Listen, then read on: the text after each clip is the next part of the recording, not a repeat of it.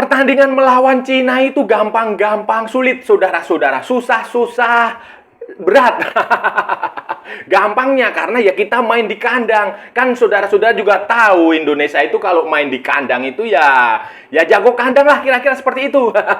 Tetapi sulitnya, susahnya, beratnya karena Cina juga butuh kemenangan. Karena hanya satu-satunya kemenangan yang akan menyelamatkan peluang Cina ke Piala Dunia, saudara.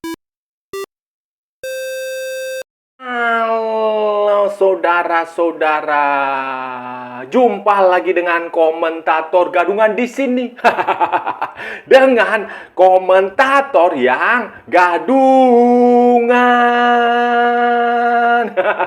Seperti biasa, saudara-saudara, seperti biasa. Kalau kita sudah bertemu, pasti akan ada yang kita bicarakan, akan ada yang kita perbincangkan, kita ulas, kita analisis, kita cakap, kita bacotin, kita gibahin, kita cangkeman.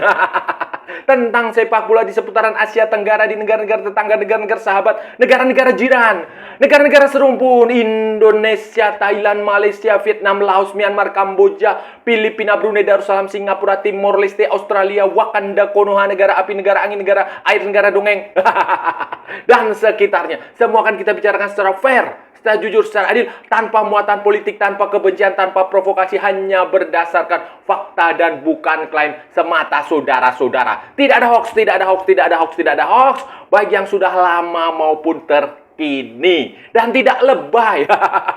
Pokoknya bebas, bebas, bebas, bebas, bebas. Yang penting sopan.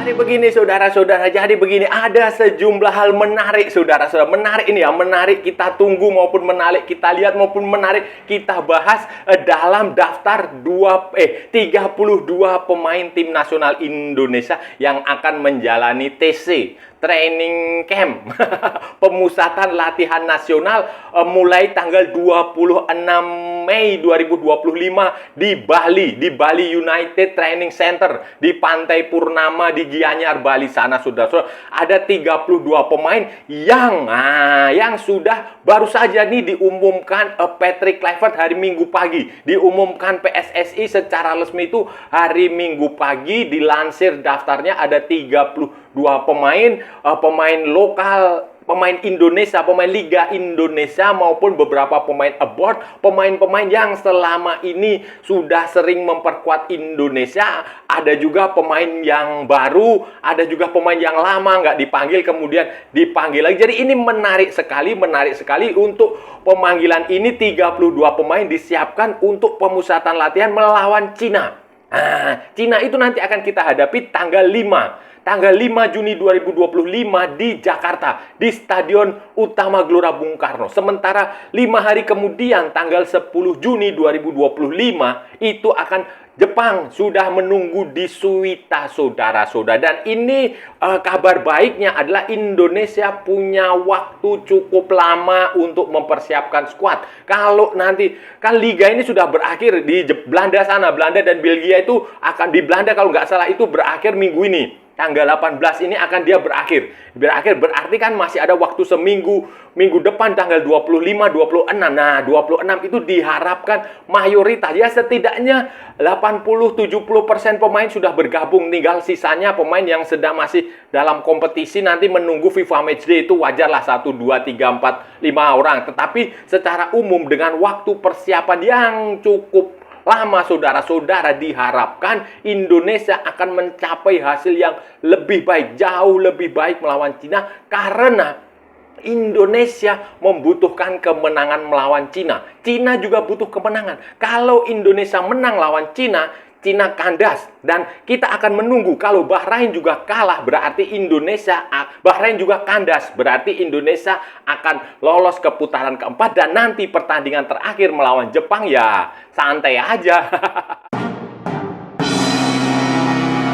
Daftar 32 pemain yang dipanggil ini, saudara-saudara, yang menarik adalah ada 5 kiper, saudara-saudara. 5 kiper, saudara-saudara. 5 kiper dipanggil ke tim nasional Indonesia kali ini. 5, biasanya kan cuma 3 atau 4, tetapi ini ada 5 kiper. Selain yang 4 yang sudah biasa seperti Hernando Nadeo, Martin Pas, dan Emil Audero, saudara-saudara. Ada lagi satu Reza, kipernya PSM Makassar, saudara-saudara. Kemudian di belakang, saudara-saudara, di belakang ya nama-nama yang familiar seperti Justin Hubner, Mes Hilger, kemudian Jay Itzes, Jordi Amat, dan Rizky Ridho Ramadhani. Berarti Muhammad Ferrari tidak dipanggil. Mungkin Ferrari diserahkan untuk pertandingan ASEAN All Star.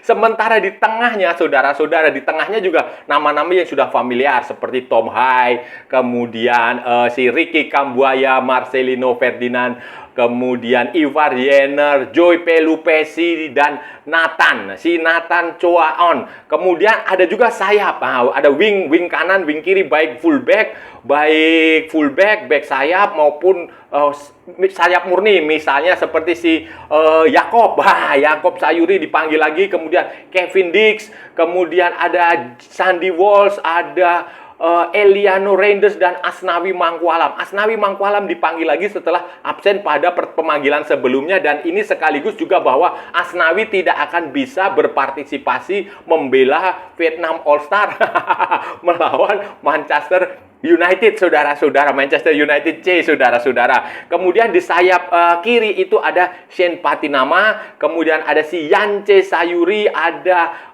Pratama Arhan, kemudian ada Kelvin Verdong, dan ada Dean James dipanggil. Sementara di depan ini, saudara-saudara, itu ada ya pemain-pemain ya seperti biasalah.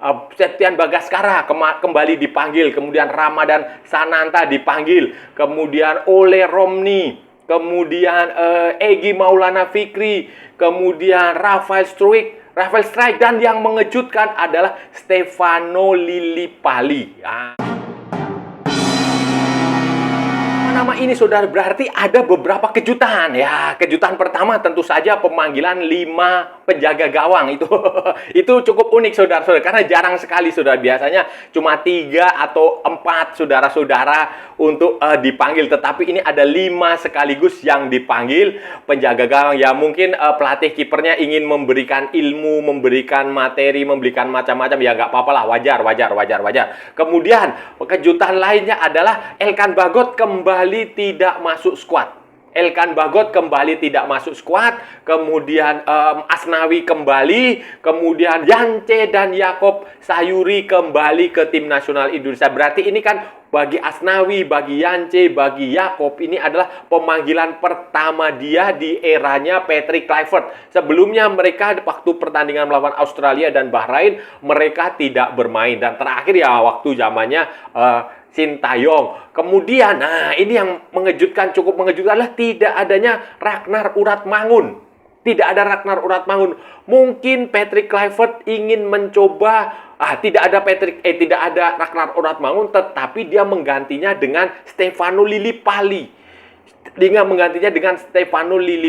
mungkin saja dugaan saya bukan karena Ragnar Uratmangun yang tidak bermain bagus. Ya memang di klubnya dia ya kurang bagus lah, saudara. Kurang bersinar, kurang moncer di klubnya. Biasa-biasa saja, standar, bahkan mungkin agak sedikit di buster. Tetapi menurut saya bukan itu. Faktornya adalah Patrick Kluivert ini ingin mencoba Stefano Lillipali. Itu saja menurut saya, karena Stefano Lillipali ini salah satu pemain lokal, pemain Indonesia, pemain Liga Indonesia yang sebenarnya cukup bagus bersama Borneo FC di Liga Indonesia. Ya, terlepas dari kualitas Liga Indonesia seperti apa. Tapi faktanya Lillipali ini bermain cukup bagus dalam musim ini dan musim lalu. 2 musim terakhir ini dia bermain cukup bagus di Borneo FC walaupun usianya sudah tidak muda lagi. Tidak ada yang perlu diperdebatkan, dan tidak perlu ada yang dipertanyakan kenapa pemain ini tidak dipanggil, kenapa pemain itu tidak dipanggil. Nggak usah ada perdebatan seperti itu, karena ini saya melihat memang Patrick Kluivert itu dia sudah punya gambaran skuad utamanya itu sudah ada. Backbone-nya itu ya itu. Pemainnya dia sudah punya gambaran lah pemain backbone dia itu siapa. Itu dia sudah punya gambaran itu. Sekarang ini hanya ada ya dia mencoba pemain misalnya kayak Lili Pali dia coba panggil, Ragnar dia keluarin, Yance dan Yakob dia panggil, kemudian Asnawi dia coba panggil, Septian Bagaskara dia panggil lagi, kemudian Egy Maulana Fikri kemarin pada pemanggilan sebelumnya juga dipanggil tetapi cedera dia dipanggil. Jadi ini sebenarnya Patrick Kluivert ini hanya pengayaan, pendalaman. Nah, ingin lebih bervariasi saja, ingin mencoba pemain-pemain itu dan kebetulan waktu latihannya cukup panjang. Jadi ini tidak ada, menurut saya tidak ada hard feeling atau dia dendam atau dia marah juga. Lagi pulang ya nggak ada alasannya juga. Baru 2 pertandingan masa iya sudah ngambek ya kayak Elkan Bagot mungkin ada pertimbangan lain sebelum Nah, kenapa nggak dipanggil ya? Itu nanti saya nggak tahu, pasti nanti akan ada penjelasannya lebih lanjut. Tetapi yang saya lihat adalah ini memang murni kebutuhan Patrick Kluivert, murni kebutuhan Alex Pastoor, murni kebutuhan Denny Lansat untuk melihat skuad terbaik Indonesia. Mereka sudah punya, secara umum saya yakin lah di kepala mereka itu sudah punya starting line up terbaiknya itu seperti apa. Tetapi mereka juga butuh melihat pemain-pemain lain. Mana tahu bisa mendapatkan kepercayaan, mana tahu bisa tampil lebih baik. Karena di sepak bola itu begitu. Persaingan itu ketat, kompetisi internal itu seharusnya dibikin supaya ketat, supaya pemain itu selalu berada dalam top performance. Harus kita tunggu lagi adalah nanti ketika pertandingan melawan Cina ini mau main seperti apa, saudara-saudara. Karena sudah bisa dipastikan Martin Pas dan Marcelino Ferdinand itu tidak akan bisa bermain.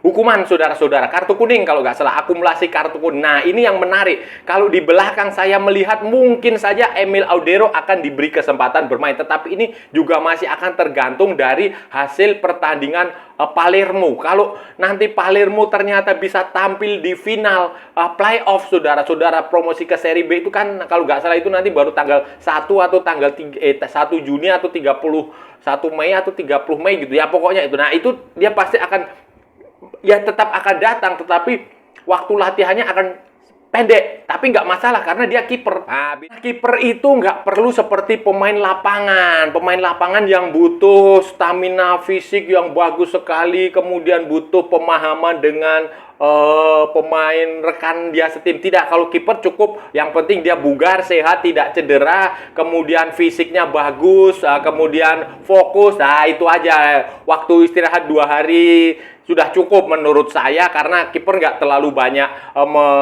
menguras tenaga kan, dia hanya di bawah. Nah, selain kiper Emil Audero, kemungkinan juga pertanyaan yang kita tunggu adalah siapa pengganti Marcelino. Kalau dilihat dari skuad yang ada saat ini tanpa Ragnar Uratmaun, kemungkinan besar sih Egy akan diberi kepercayaan di situ. Bisa juga Eliano Reinders diberi kesempatan bermain di situ, tetapi bisa juga formasinya yang berubah. Formasinya yang sedikit dimodifikasi supaya akan ada pemain lain yang berfungsi sebagai di posisinya Marcelino Ferdinand, saudara-saudara. Ini menarik untuk kita tunggu, tetapi saya rasa itu mungkin akan diberikan kepada Eliano atau kepada Egy Maulana Fikri. Karena Eliano sebenarnya juga kalau kita kasih kesempatan lebih banyak, saya rasa dia ada prospek, saudara-saudara. Terbukti kemarin di pertandingan minggu lalu kalau nggak salah dia mencetak gol di pertandingan PSC Zwolle.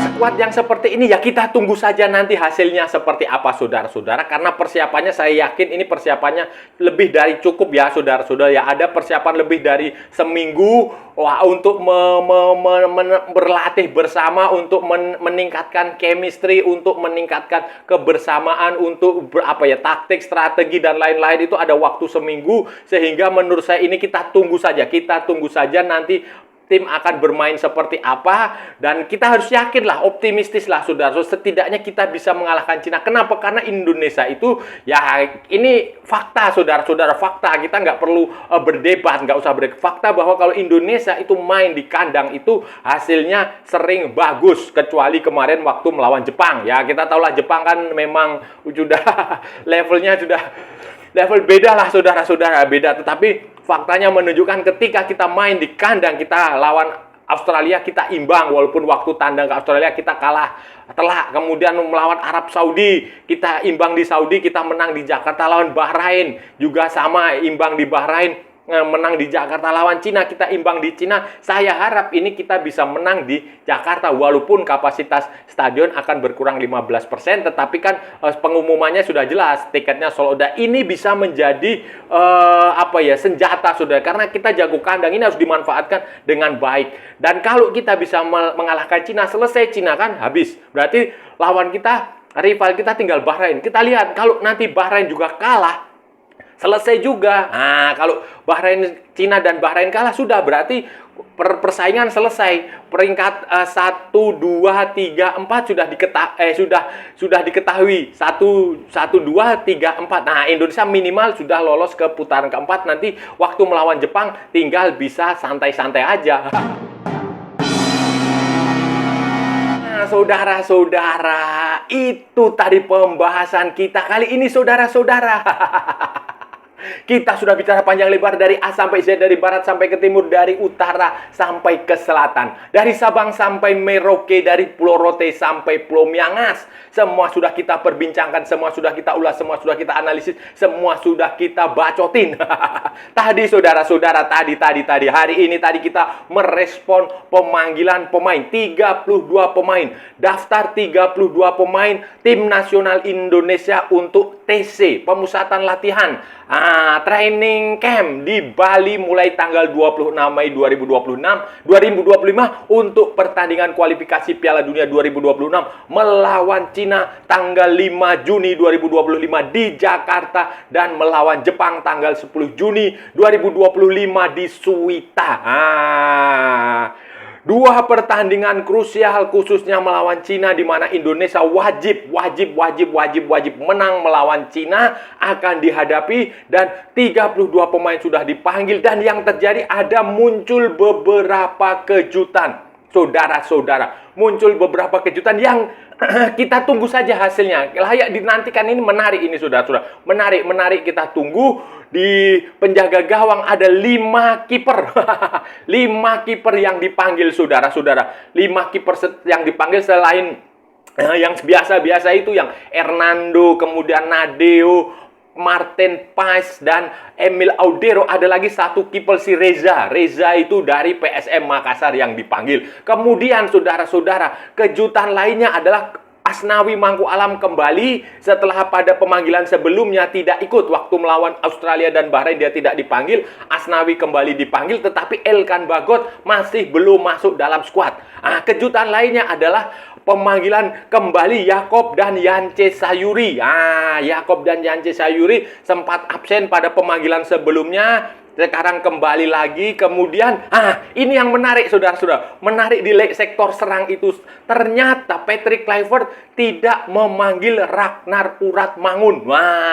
Mengejutkan saudara-saudara, mengejutkan, karena selama ini kita tahu Ragnar Uratmangun berada di posisi sayap situ, menjadi salah satu andalan pelatih baik zamannya Sintayong maupun pada waktu melawan Australia dan melawan Bahrain itu. Ragnar Uratmangun, Wak Haji itu dipanggil saudara, tetapi sekarang tidak dipanggil. Dan yang kejutannya adalah penggantinya adalah Stefano Lillipali saudara-saudara. Stefano Lillipali, berarti ini pemanggilan pertama Stefano Lillipali di tim nasional Indonesia di eranya Patrick Kluivert. Dan yang pertama setelah lama saudara-saudara, lama sekali. Terakhir kali itu beberapa waktu lalu, karena dia ternyata nggak terlalu cocok.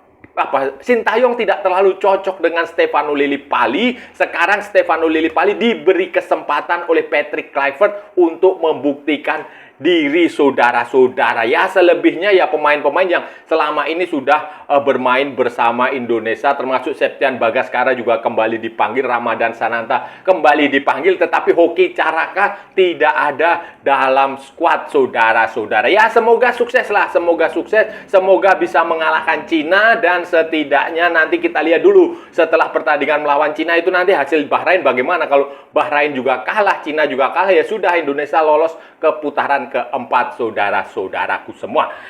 Dan saya rasa sudah cukup ya pembahasan kita kali ini. Kalau ada salah-salah ya mohon maaf. Namanya juga gadungan saudara-saudara.